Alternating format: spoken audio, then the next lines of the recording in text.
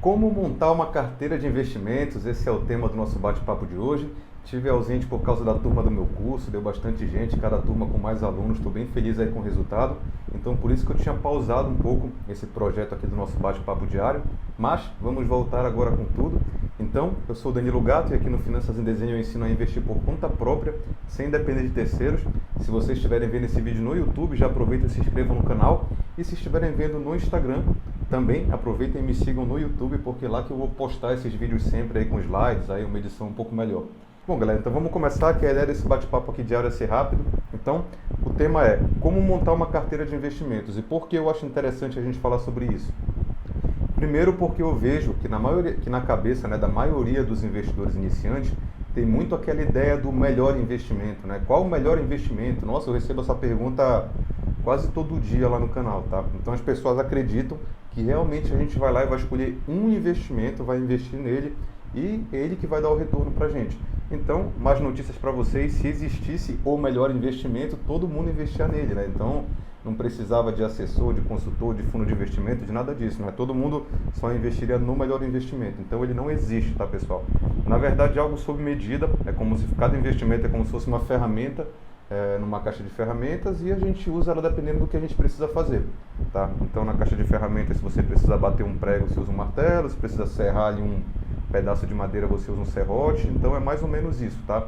Então a gente, quando vai montar uma carteira, é como se a gente estivesse selecionando as ferramentas que a gente vai precisar para fazer um determinado trabalho, né? Para alcançar um objetivo, tá certo? Então, como eu falei para vocês, a gente não usa normalmente um melhor investimento, normalmente, na maioria dos casos, a gente monta uma carteira diversificada, tá? E por que a gente monta uma carteira ao invés de usar um investimento? Primeiro, pela própria diversificação do risco, tá, pessoal? Todo investimento tem risco, até a poupança tem risco.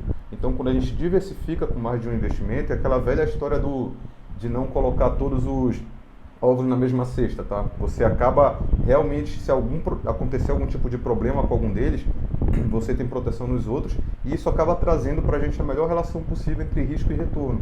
Tá? Então, quando a gente monta uma carteira com vários investimentos ali que possuem características complementares, a tendência é que essas características vão conseguir se agregar e trazer um resultado sensacional no futuro, para que a gente consiga ter ali um ótimo resultado, né, um objetivo, e ainda assim a gente está com o nosso risco diversificado. Então, por isso que a gente monta uma carteira. Legal, Danilo, entendi, isso eu já sabia, você está falando coisa óbvia. Como é que a gente monta a carteira, afinal de contas, tá? Então, eu separei aqui alguns passos muito simples, tá, para vocês seguirem. Primeiro passo, a gente define um objetivo. A gente sempre monta uma carteira para algo, para algum objetivo que a gente tenha. Qual o objetivo é? Pode ser a liberdade financeira, pode ser a aposentadoria, pode ser casar daqui a 2 anos, pode ser trocar de carro daqui a 3 anos, comprar um imóvel daqui a 5 anos. Cada pessoa, cada família vai ter seu objetivo e a carteira vai ser direcionada para esse objetivo, tá certo? Então, outra coisa que eu sempre vejo, né, o pessoal não sabe nem me fazer pergunta lá na caixa de perguntas. Sempre fala assim, quais são os investimentos do momento? Sei lá. Quais são os investimentos do momento? São Paulo Fashion Week, cara, não tem isso, entendeu? É realmente de acordo aí com o objetivo de cada pessoa, tá? Então, não tem uma moda, não tem nada disso, tá? Para cada objetivo vai ter uma carteira ali que você vai usar, tá certo? Então, primeiro passo, defina seu objetivo. Para que você está investindo? É para se aposentar? É para, sei lá, trocar de imóvel, como eu já falei, tá? Segundo passo, analise esse objetivo mais a fundo. Qual é o prazo desse objetivo? Tá? É para me aposentar. Em quantos anos? Em 20 anos, em 30 anos, vai fazer uma diferença gigante, tá certo? Você precisa saber qual que é a sua capacidade de aporte, quanto você consegue guardar por mês, tá? R$500, R$1.000. Isso vai fazer uma grande diferença, porque cada título, cada investimento, às vezes tem um valor de aporte mínimo, tá certo? Você precisa saber também sua necessidade de liquidez. No meio do caminho, você vai precisar de dinheiro ou não? Por exemplo, quem vai trocar de carro daqui a 2 anos não precisa de dinheiro no meio do caminho. Pode juntar todo o dinheiro para daqui a 2 anos resgatar tudo de uma vez e ir lá e trocar de carro. Agora, por exemplo, quem está investindo para casar daqui a 3 anos, pode ser que precise de dinheiro no meio do caminho, porque você precisa às vezes ir lá e comprar caixinha de doce, precisa pagar ali o salão, entendeu? Metade de não sei o quê. Então, aí você já não tem que tomar cuidado com isso, porque muitos investimentos, principalmente de renda fixa, você tem vencimentos e a maioria deles você só tem liquidez no vencimento. O que significa isso? Que você só vai ver seu dinheiro de volta naquela data de vencimento. Então, se eu comprar um CDB com vencimento em 2027, eu só vou ter meu dinheiro de volta em 2027. Tá? Então, se eu não prestar atenção nisso, e meu casamento foi em 2025, eu me compliquei, né? Porque aí eu não vou conseguir reaver esse dinheiro para casar, tá certo? Existe um negócio chamado mercado secundário para investimento de renda fixa, que é quando você tenta vender seu investimento para alguém, tá? Mas não é um mercado muito líquido, é mais complicado, normalmente tem perdas, então não contem com isso. Evitem investir em títulos ali com prazo maior do que vocês precisam, tá?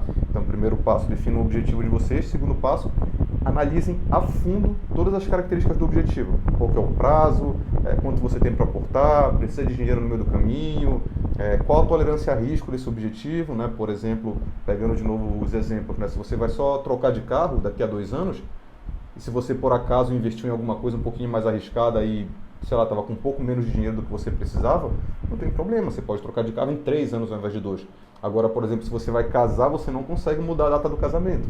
Então, dependendo do objetivo que você está investindo, você vai ter muito menos tolerância a risco. Você vai ter que, às vezes, montar uma carteira super conservadora, só ali com arroz e feijão, para não correr nenhum risco, tá? Então, segundo passo, analise o objetivo.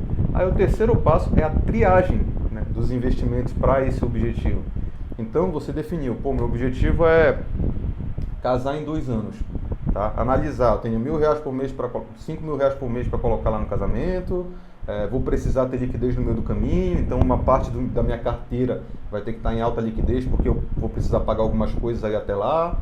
E risco, não posso correr riscos nesse objetivo, tem que ser ali um objetivo, tem que ser investimentos muito seguros, né? Porque não pode acontecer de eu não ter o dinheiro na data do casamento.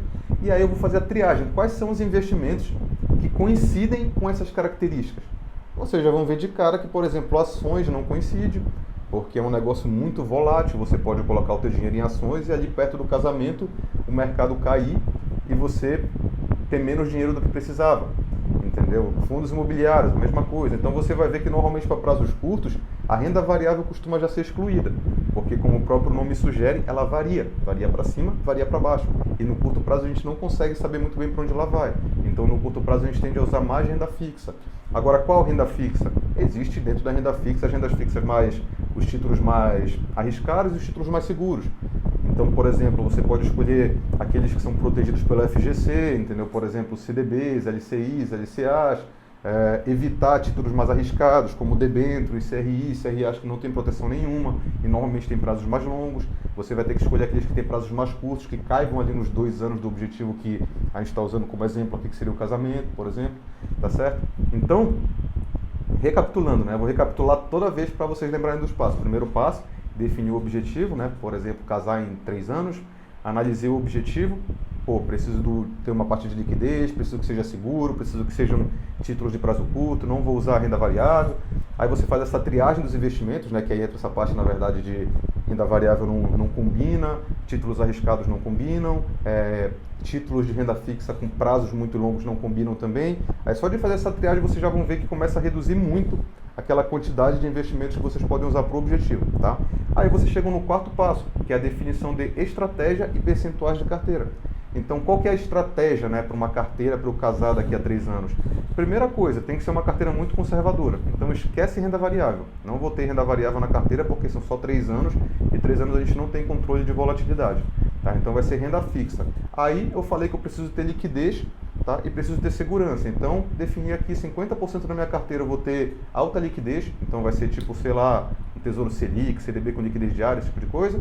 E aí, a outra metade eu vou usar de vencimentos, porque quando eu uso investimentos que não têm liquidez diária, que normalmente você só vai reaver teu dinheiro no vencimento, eles costumam te dar uma rentabilidade um pouquinho melhor. Então, eu posso usar isso a meu favor também. Então, defini a estratégia, né? É só renda fixa conservadora, e 50% eu vou usar aqui em alta liquidez, e 50% eu vou usar ali com vencimentos que vão, sei lá, 3 meses, 6 meses, 1 ano, para o dinheiro ir voltando para mim e eu poder direcionar ele para alguma outra coisa caso eu precise.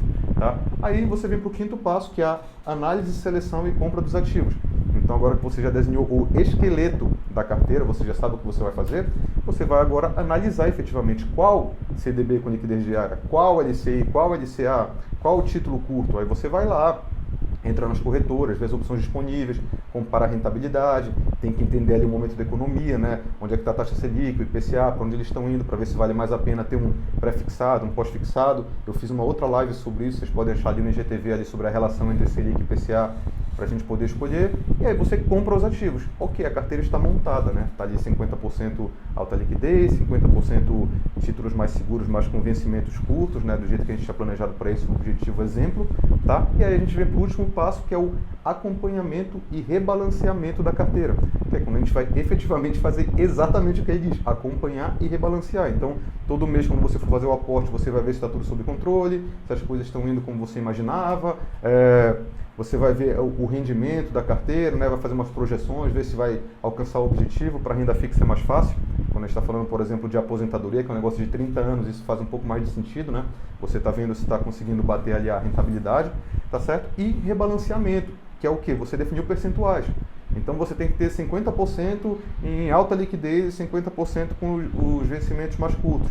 De repente essa parte dos vencimentos curtos está rendendo mais. Aí quando você entrou no outro mês está 55% ela e 45% de alta liquidez. O que você vai fazer? Você vai pegar e vai comprar os de alta liquidez, que foi o que ficou para trás, para rebalancear a carteira, voltar a ficar 50-50, tá? Então eu usei um exemplo relativamente simples, que seria esse exemplo aí de um casamento em 3 anos. Se fosse uma carteira de aposentadoria, seria um negócio muito mais complexo, com muito mais ativos, mais estratégias, esse tipo de coisa. E outra coisa, né? No acompanhamento e rebalanceamento, você vai vendo se a sua estratégia está correta. Por exemplo, agora nesse momento que a gente está vivendo, a taxa de juros está muito baixa e o IPCA está aumentando. Então esse é um bom momento para a gente investir em híbridos atrelados ao IPCA, ao invés de investir em pós-fixados atrelados ao CDI, por exemplo. Porque aí se eu, vamos lá, até talvez para quem não entende muito isso, a taxa de juros está em 2%, o IPCA está em 4,5% mais ou menos. Então mesmo que eu consiga agora achar uma coisa sensacional, um título lá com 150% do CDI, sabe, em prazo curto, né, que não é tão simples assim de achar, na verdade é bem difícil, 150% de 2% você está falando de 3%. E a inflação está em 4,5%, você está perdendo para a inflação.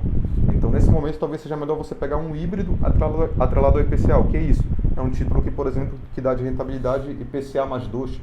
Então ele vai cobrir os 4,5% da inflação e vai te dar 2% acima dela.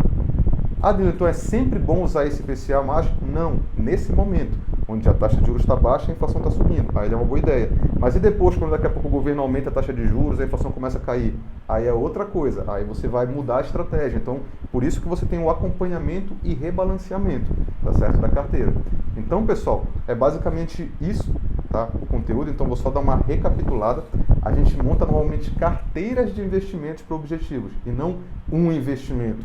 Dependendo do objetivo, do prazo, é só um negocinho aqui, precisa juntar um dinheirinho aqui até o final do ano e tal, talvez você possa usar só um Tesouro Selic da vida, só um CDB com liquidez diária, aí não tem problema, tá? Agora, quando são objetivos mais complexos, com valores maiores, assim, mais responsabilidade, né, menos tolerância a risco do objetivo, aí é quando você começa a ter uma necessidade cada vez maior de diversificar essa carteira, de ter uma carteira grande, robusta, né, com vários ativos para poder balancear o risco-retorno.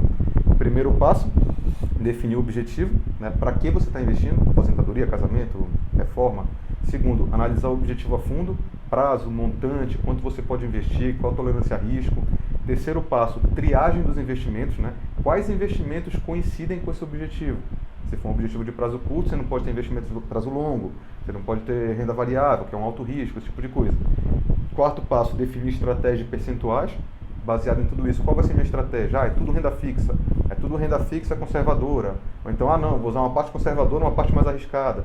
E aí, percentuais, quanto vai ser de cada um então? Qual percentual? 60%, 40% e tal? Definiu? Aí você vai para o quinto passo, que é a análise, seleção e compra dos ativos, onde efetivamente você vai escolher e comprar os ativos para montar a carteira. E sexto passo, você acompanha e rebalanceia. Então, todo mês, quando você for fazer o aporte, se verifica se está tudo ok com os ativos que você tem, se eles estão subindo da forma que você estava imaginando, se está tudo certo com a instituição emissora, né? Se não saiu nada ali que tire lá do trilho, que normalmente no curto prazo não vai acontecer, tá certo? E aí você vai rebalanceando de acordo com a estratégia. Então é assim que a gente monta uma carteira de investimentos, tá? É só dar uma olhada aqui nos comentários para ver se tem alguma pergunta do pessoal.